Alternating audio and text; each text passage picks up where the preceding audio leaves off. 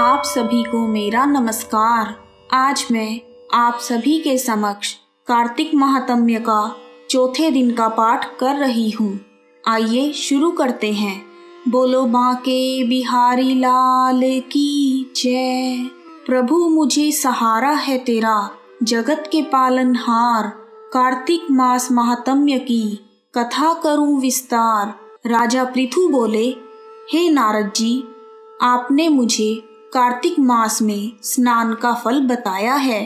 अब अन्य मासों में विधि विधान से स्नान करने की विधि, नियम और उद्यापन की विधि भी बताएं। देवर्षि नारद ने राजा पृथु की बात सुनकर कहा, हे राजन, आप भगवान श्री हरि विष्णु जी के अंश से उत्पन्न हुए हैं, अतः यह बात आपको ज्ञात है। फिर भी मैं आपको इसका विधान बताता हूँ। आश्विन मास में शुक्ल पक्ष की एकादशी से कार्तिक मास के व्रत करने चाहिए। ब्रह्म मुहूर्त में उठकर शौच आदि से निवृत्त होकर भली भांति अपने मुख को शुद्ध करना चाहिए। मुख को शुद्ध करने के बाद स्नान करके फूल माला, चंदन और पान आदि पूजा की सामग्री लेकर श्रद्धा और भक्ति भाव से मंदिर में जाकर सभी देवी देवताओं की अर्घ्य तथा आचमन आदि वस्तुओं से पृथक पृथक पूजा करके प्रार्थना एवं प्रणाम करना चाहिए।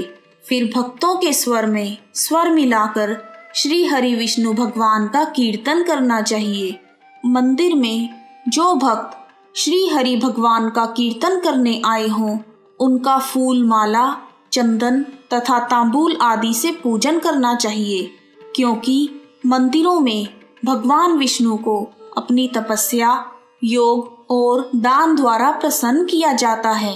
परंतु कलयुग में श्री हरि भगवान का गुणगान करने से ही विष्णु भगवान प्रसन्न हो जाते हैं। नारद जी ने राजा पृथु से कहा, हे राजन, एक बार मैंने भगवान श्री हरि से पूछा, हे प्रभु, आप सबसे अधिक कहाँ निवास करते हो? मेरे प्रश्न का उत्तर देते हुए भगवान श्री हरि बोले, हे नारद, मैं वैकुंठ या योगियों के हृदय में ही निवास नहीं करता, अपितु जहाँ मेरे भक्त मेरा कीर्तन करते हैं वहाँ मैं अवश्य निवास करता हूँ। जो मनुष्य चंदन, माला आदि से मेरे भक्तों का पूजन करते हैं, उनसे मेरी ऐसी प्रीति होती है जैसा कि मेरे पूजन से भी नहीं हो सकती। इसके बाद नारद जी ने कहा, शिरीष, धतूरा, गिरजा, चमेली, केसर, कंदार और कटहल के फूलों तथा चावलों से भगवान विष्णु की पूजा नहीं करनी चाहिए। अड़हल, कंद, गिरीश, जूही, मालती और केवड़ा के पुष्पों से भगवान शंकर का पूजन नहीं करना चाहिए। जिन देवताओं की पूजा में जो फूल वर्जित हैं, उनसे उनका पूजन नहीं करना चाहिए।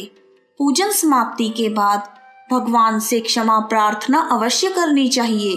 हे सुरेश्वर, हे देवाधिदेव, ना तो मैं मंत्र जानती हूँ, ना क्रिया, मैं भक्ति से भी हीन हूँ।